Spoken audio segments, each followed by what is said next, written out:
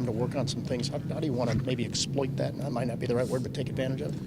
Well, it starts with our game tonight, coming out and doing the right things and playing the right type of hockey that we need to play.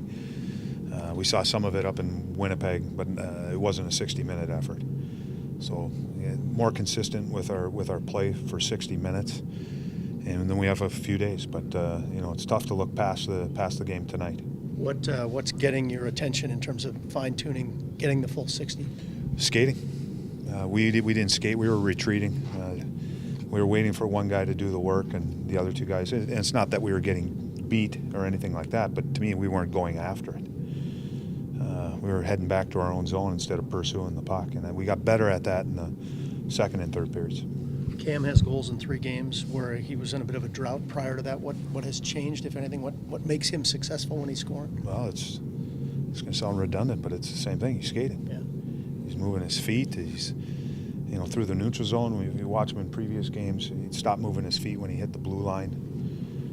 To me, he's moving his feet more. He's able to drive the defenseman back, and then one thing that makes him a good NHL player is when he's able to delay or stop and start, but it's tough to make those plays when you're 3-4 feet inside the blue line and not moving your feet.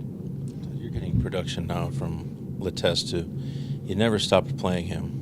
You had faith that these days would come around, that the puck would start to find the back of the net for him. He's a guy I trust. He's a guy that pays attention out on the ice, pays attention to as far as coaches, whether it's myself or Dan or Hartsey, talking to him.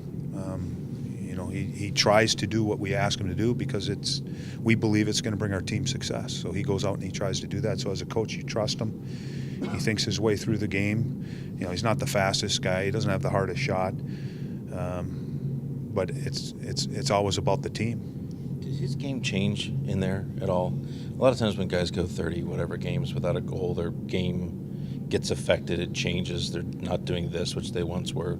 Was he always the same player and just not getting rewarded, or has he adjusted something? I think when you're pressing, you probably aren't the same player. But I know he tried to be the same player.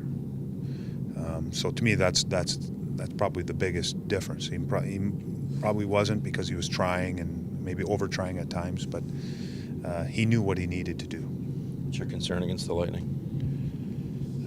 Well, watching their game against Philly, an opportunistic team and a team that can score, and they can take little openings and make you pay for it.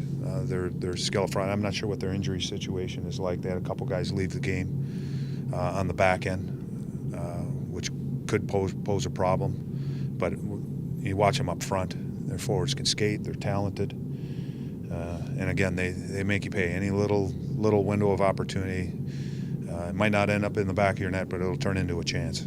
Todd, you got the power play goal late in the 4-minute power play the other night. You seeing some signs that may be coming back to life? Nope.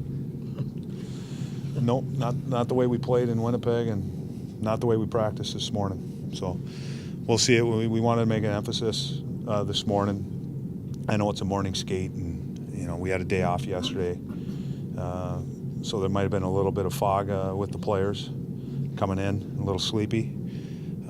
But until we change our work habits on our power play and really our identity and what we need to be on the power play. We watch Tampa Bay, their power play this morning. They're set up different than we are. They got guys that can tic-tac-toe, make those quick little 4 or 5 foot plays and then execute and score goals. Our design is more of a shooting power play, but at times we want to play that skill game, and it ends up not to our benefit. Lineup changes for tonight? The only lineup change, well, Bob's going to start tonight, and Trop will go back in for a problem.